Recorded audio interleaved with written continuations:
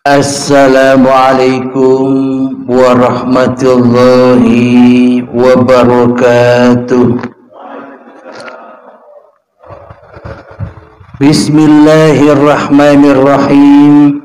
Ashhadu an la ilaha illallah wa ashhadu anna Muhammadar Rasulullah. Allahumma salli ala sayyidina Muhammad wa ala ali sayyidina Muhammad. Rabbi israh li sadri wa yassir li amri wahlul 'uqdatam min lisani yafqahu qawli. Amin. Bismillahirrahmanirrahim. Salam hormatku buat para jamaah URB Allah yang menghadiri di dalam pengajian rutinan setiap Sabtu malam Ahad ini, dan tak pula salam takzim saya juga buat para jamaah baik yang ada di dalam dan yang ada di luar negeri. Semoga kita semua senantiasa di dalam keridhaan Allah Subhanahu wa ta'ala. Amin ya rabbal alamin. Sebelum kita mulai, marilah kita gembahkan kalimat thayyibah. Subhanallah walhamdulillah wa la ilaha illallah wallahu akbar wa la hawla wala quwwata illa billahil aliyyil azim. Alhamdulillahi rabbil alamin. Kajian kali ini saya beri judul Dunia dan Akhirat. Alhamdulillahi rabbil alamin. Selama ini kita beragama dan bertuhan serta melakukan perintah-perintah agama, yang mana setiap hari kita diwajibkan sholat 5 waktu dan ibadah-ibadah yang lain. Dunia adalah ketika kita melaksanakan semua rutinitas ibadah-ibadah itu dikuasai oleh hawa nafsu kitalah yang berlaku di dalamnya. Itulah makna amal dunia.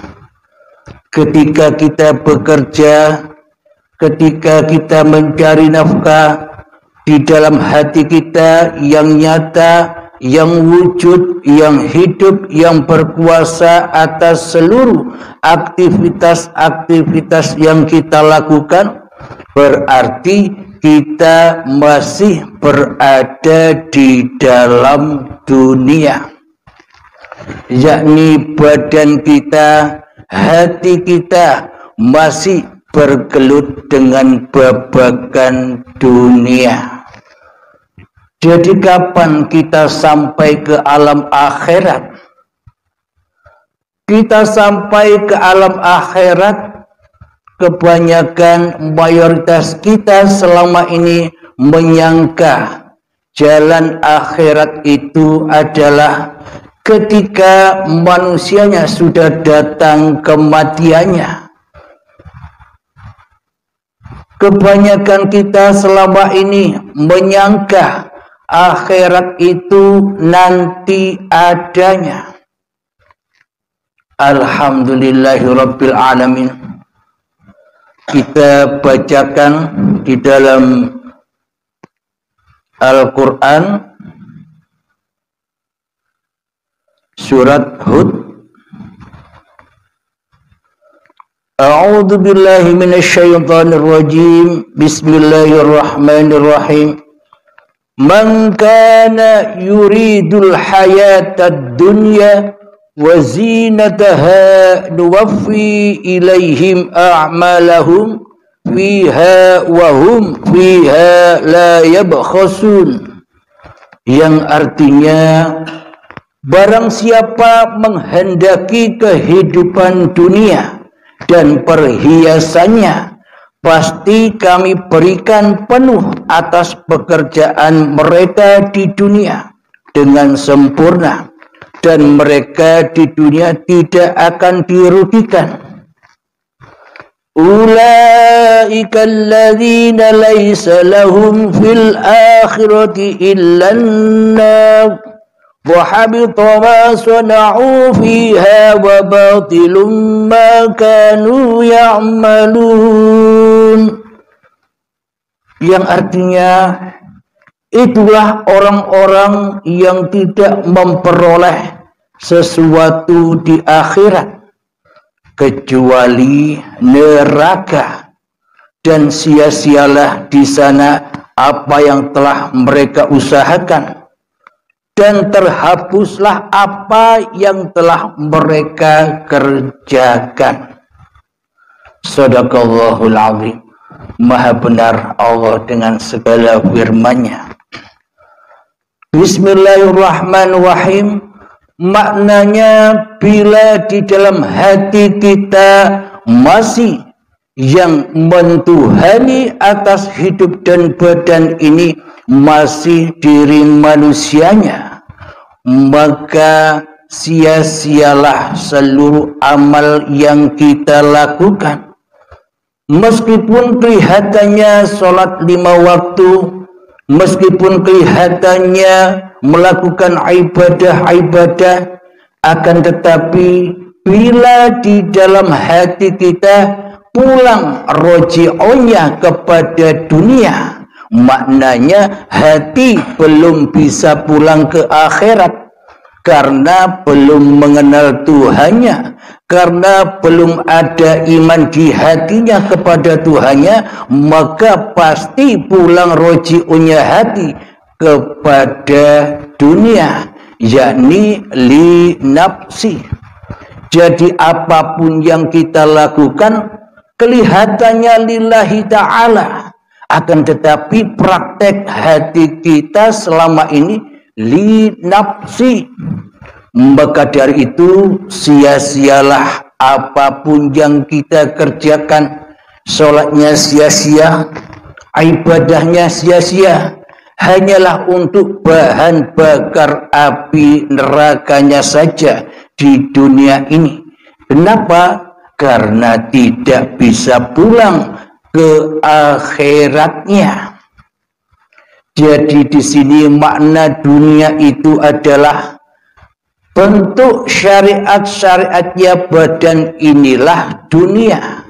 Apapun yang dikerjakan oleh badan-badan ini adalah dunia. Akhirat adalah keadaan hati kita.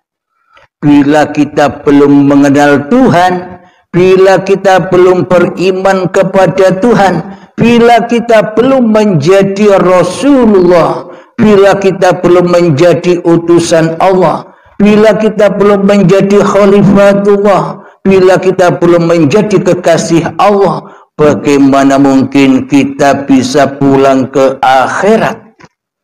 Maknanya semua yang kita lakukan hanyalah sia-sia belaka.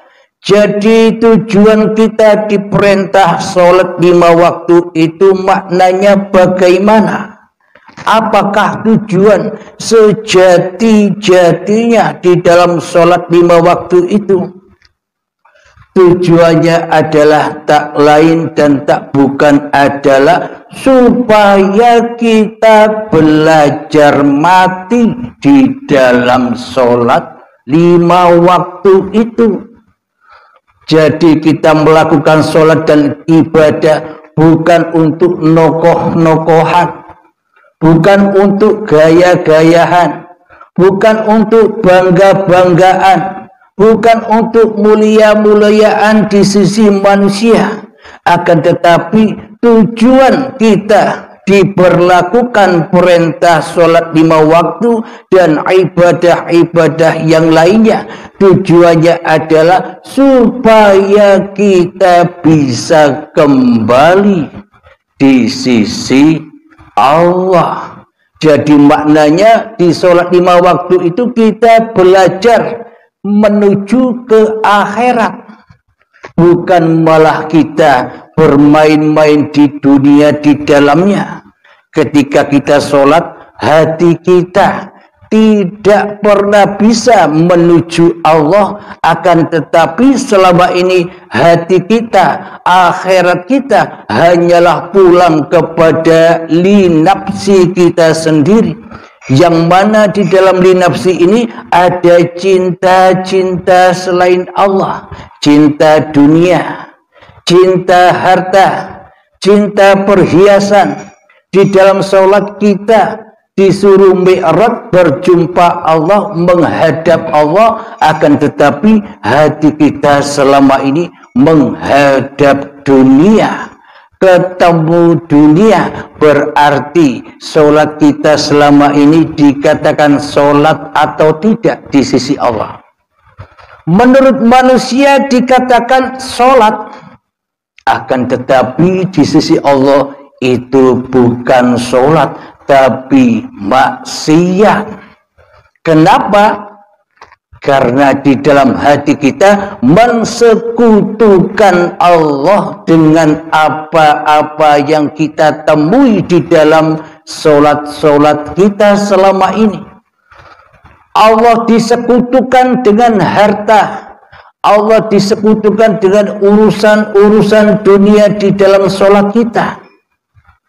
Kita selama ini diutus belajar mati di dalam sholat 5 waktu, kok tidak bisa mati-mati, malah menjadi tokoh di dalamnya, malah merasa bangga di dalamnya, malah merasa mulia di dalamnya. Karena selama ini ibadah dan sholatnya hanyalah untuk hiasan-hiasan saja, karena tidak dipersembahkan kepada Allah, melainkan dipersembahkan ke dalam hawa nafsu kita sendiri. Ya, akhirnya terbakarlah semua apa yang kita amalkan, karena kita belum membuka pintu akhirat. Bagaimana mungkin kita bisa membuka pintu akhirat sementara pemahaman kita selama ini akhirat itu ya nanti, ketika kita sudah mati. Akan tetapi hakikat makna akhirat itu adalah ketika hamba sudah merelakan, sudah meridhokan apa-apa yang bukan miliknya, terkhususnya hidup dan badan ini yang sangat amat dicintainya, sudah dipersembahkan kepada Allah. Bila sudah dipersembahkan hidup dan badan yang memang bukan milik kita ini, maka kita akan berjumpa dengan Allah. Ketika hak milik Allah sudah kita persembahkan dengan rela dan ridho, maknanya ketemu Allah, berjumpa Allah, bukan seperti perjumpaan kita ini. Maknanya berjumpa Allah, bertemu Allah ketika kita sudah tidak jadi Tuhan lagi. Selama ini kan yang jadi Tuhan bukan Allah. Selama ini kan yang jadi Tuhan hanyalah diri kita sendiri di hati kita, yang merasa kitalah yang menjadi pencipta apa-apa yang kita lakukan. Pencipta bangun tidur kita, pencipta duduknya kita, pencipta berdirinya kita, pencipta sholat-sholat yang kita kerjakan, pencipta ibadah-ibadah yang kita kerjakan, pencipta hidup dan badan kita selama ini, seolah-olah kan kita sebagai Tuhan di dalamnya. Kenapa? Karena Allahnya tidak ada di dalam hati kita. Karena Allah selama ini tidak kita pertuhankan sebagaimana mestinya Tuhan. Kalau Tuhan itu kan berarti berkuasa atas diri kita. Lalu bagaimana mungkin kita merasa berkuasa atas diri kita dan Allah kita tiadakan bila kita merasa diri kita ini hanyalah makhluk. Bila diri kita ini mengaku bahwa diri kita ini hanyalah makhluk, berarti makhluk itu ibaratkan baju.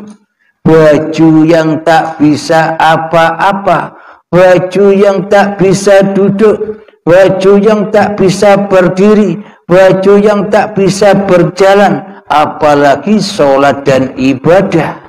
Inna sholati wa nusuki wa mahyaya wa mamati lillahi rabbil alamin.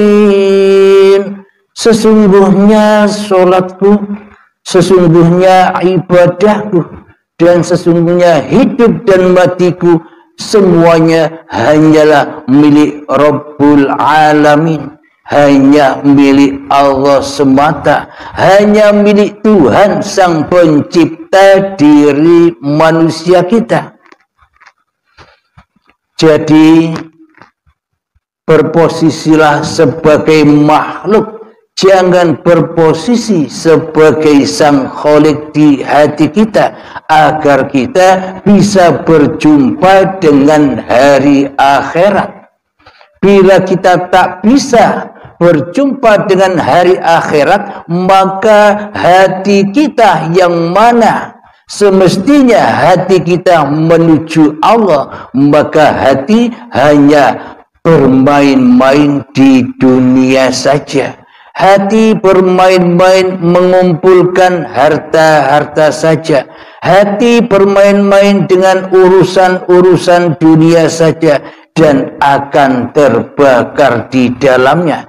Inilah tanda bukti ayatnya Allah tadi, barang siapa yang hanya tinggal di dunia, maka ia akan disiksa di akhiratnya. Maknanya hatinya panas, hatinya tersiksa, hatinya penuh dengan ketakutan dan ketakutan. Takut miskin, takut susah, takut tak bisa memenuhi kebutuhan hidupnya, takut tak punya rumah, takut tak punya kereta, takut mobilnya dijual karena terbelenggu oleh hutang piutang. Semuanya serba takut di dalamnya, karena kita selama ini hanya bermain-main di dunia saja. Badannya bermain di dunia, hatinya pun bermain di dunia. Berarti akhiratnya celaka. Makna akhirat itu hatinya celaka. Bagaimana akhirat kita bisa selamat? Maka biarlah badan ini di dunia, tapi hati sudah kembali ke akhiratnya. Maknanya bagaimana? Bila sudah ada iman di dada kita kepada Allah, iman yang bagaimana? Iman itu adalah ketika diri kita sudah tiada di hati kita, itulah iman. Bila diri kita sudah tak wujud lagi di hati kita kecuali Allah, itulah iman. Bila kita tak merasa hidup lagi di hati kita kecuali uripe Allah, itulah iman. Bila kita tak berkuasa lagi di dalam hati kita kecuali kuasanya Allah, itulah iman. Jadi iman itu bagaimana? Jadi manusia yang beriman kepada Allah itu bukan malah nokoh-nokoh, bukan malah merasa mulia dan merasa bangga. itu iman yang terbalik. Jadi manusia yang benar-benar iman kepada Allah maka sudah meninggalkan kebanggaannya, sudah meninggalkan kemuliaannya. Bagaimana ia merasa bangga dan mulia sementara manusianya sesungguhnya tak bisa apa-apa dan tak bisa bersiapa-siapa. Bagaimana mungkin orang beriman merasa mulia dari orang lain sementara manusianya telah kembali ke rahmatullah. Inilah yang dimaksud dunianya selamat dan akhiratnya selamat. Jadi contoh selamat dunia akhirat itu begini. Ketika kita sedang beraktivitas, hati kita diam, nama kita diam, maknanya kita saksikan bahwa hidup inilah yang berkuasa atas badan-badan ini. Bila tak ada hidup, apa Anda bisa masak? Bila tak ada hidup, apa Anda bisa belanja di pasar? Bila tak ada hidup, apa Anda bisa bekerja? Bila tak ada hidup, apa Anda bisa sholat? Bila tak ada hidup, apa Anda bisa siram-siram bunga? Semuanya pancernya kepada uripe Allah. Maka saksikanlah uripe Allah di dalam segala aktivitasnya badan.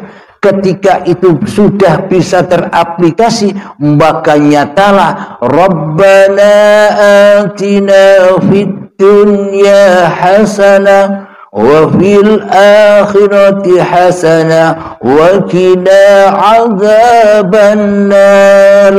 Hatinya sudah tidak terkena api-api neraka lagi karena hatinya sudah pulang kepada rahmatullah, karena badannya sudah menjadi utusan Allah, karena badannya sudah menjadi Rasulullah, karena badannya sudah menjadi pesuruh Allah daripada menjadi Rasulnya manusianya di hatinya, daripada menjadi utusan manusianya di hatinya, daripada menjadi pesuruh manusianya di hatinya selama ini yang saat ini kita rasakan.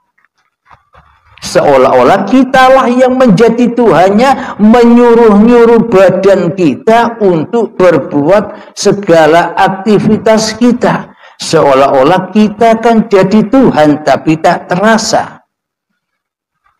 Kenapa kita selama ini jadi Tuhan? Kenapa selama ini kita jadi raja atas hidup dan badan ini? Karena kita selama ini sesungguhnya belum Islam.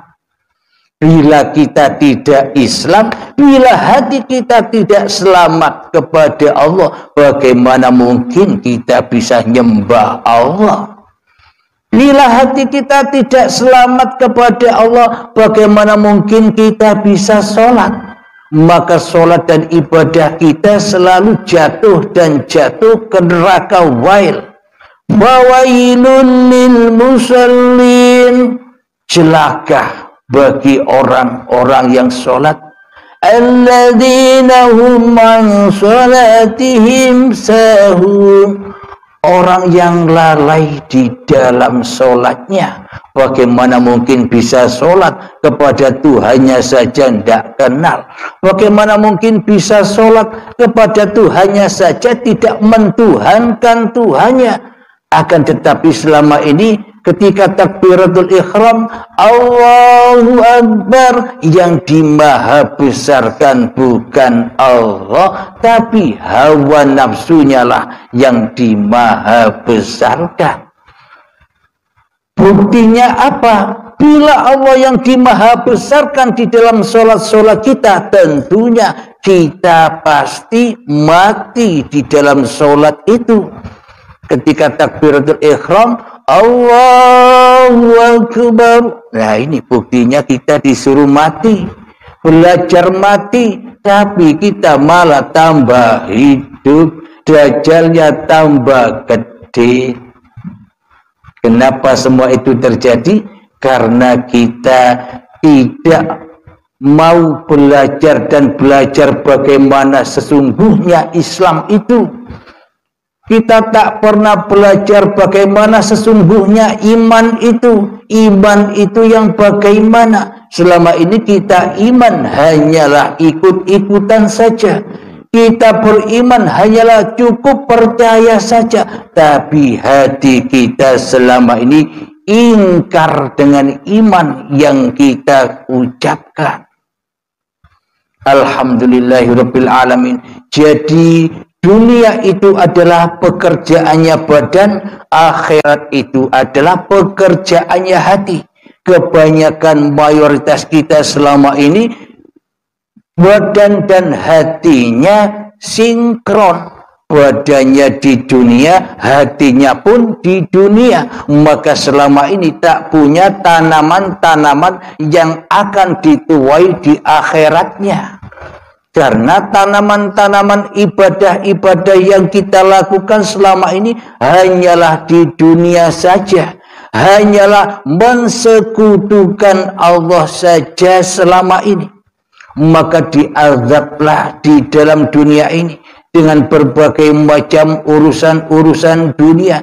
Hati kita terbelenggu. Mau naik ke langit tidak bisa, mau mi'raj tidak bisa. Kenapa? Karena kita lebih cinta dunia daripada cinta kepada pencipta dunia. Bagaimana caranya mencintai pencipta dunia? Caranya kita mencintai pencipta dunia, jangan pandang dunianya. Pandanglah yang menciptakannya. Bagaimana caranya memandang yang menciptakannya? Selama ini, sementara aku tidak mengenal penciptaku. Siapakah Allah itu sebenarnya? Allahu la ilaha illa huwal hayyul qayyum. Allah, tidak ada Tuhan yang berhak disembah. Dialah hidup yang menghidupi seluruh manusia dan seluruh makhluknya. Maknanya hidup yang selama ini kita akui sebagai hidup manusia itulah Allah.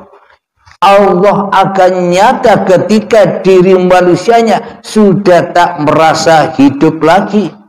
Kewujudan Allah akan nyata ketika manusianya sudah tak merasa wujud lagi di hatinya. Kekuasaan Allah akan nyata bagi manusianya ketika manusianya sudah tak merasa berkuasa lagi atas hidup dan badannya. Maka ketika itu sudah terlalui, maka ia akan bisa menyaksikan siapa pencipta dunia itu. Ketika kita melihat rumah yang indah, kita selama ini banyak terlena memandang rumahnya daripada memandang penciptanya. Maknanya pencipta di sini bukan memandang yang membuat rumah tukang-tukang itu. Yang dimaksud pencipta itu siapa? Ketika kita melihat rumah yang indah, bila hidup yang ada di badan kita ini tak ada, apakah ada rumah yang indah itu? Ketika kita melihat pesawat, bila diri kita tak ada hidupnya Allah, uripe Allah, apakah pesawat itu ada bagi kita? Bila kita tak ada uripe Allah, apakah kita bisa menyaksikan segala sesuatu yang kita saksikan? Itulah cara menyaksikan penciptanya daripada menyaksikan yang diciptanya. Selama ini kita kan selalu terjebak menyaksikan yang diciptakan daripada yang menciptakan. Selama ini kita tersesat jalannya. Man kana fi hadhil a'ma wa huwa fil akhirati a'ma wa adallu sabila. Orang siapa di dunia ini buta mata hatinya, maka di akhirat pun semakin buta mata hatinya, bahkan tersesat-sesat jalannya.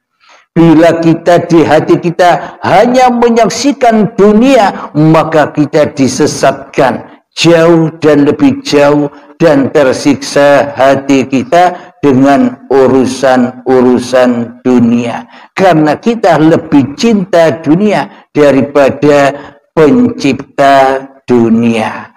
Alhamdulillahirabbil alamin. Inilah keterangan singkat apa yang dimaksud dunia dan apa yang dimaksud akhirat. Dunia adalah baju, akhirat adalah yang memakai baju. Dunia adalah wayang, akhirat adalah dalang bagi sang wayang. Tanpa sang dalang, maka wayang takkan pernah ada.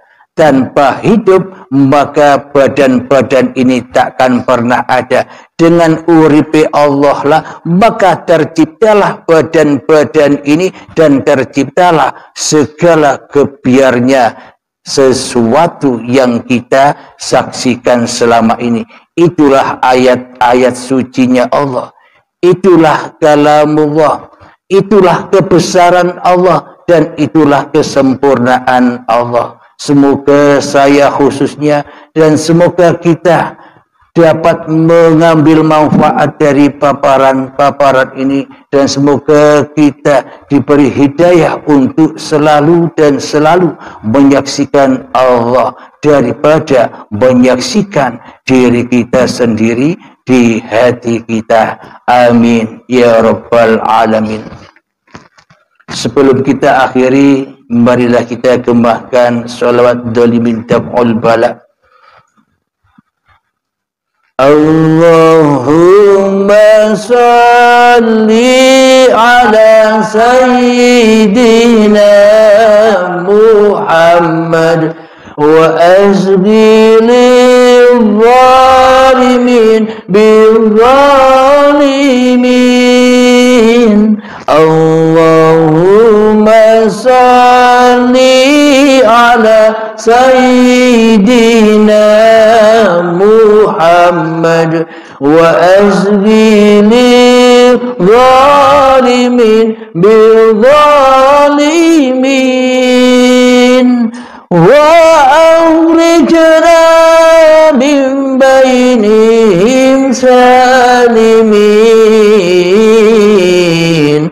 wa ala alihi wa sahbihi ajma'in. Alhamdulillahirabbil alamin. Allahumma salli ala sayyidina Muhammad wa ala ali sayyidina Muhammad. Rabbana atina fid dunya hasanah wa fil akhirati hasanah wa qina adzabannar. Wa sallallahu ala sayyidina Muhammad wa ala alihi wa sahbihi wasallam. Walhamdulillahirabbil alamin. Akhirul kalam. Assalamualaikum warahmatullahi wabarakatuh.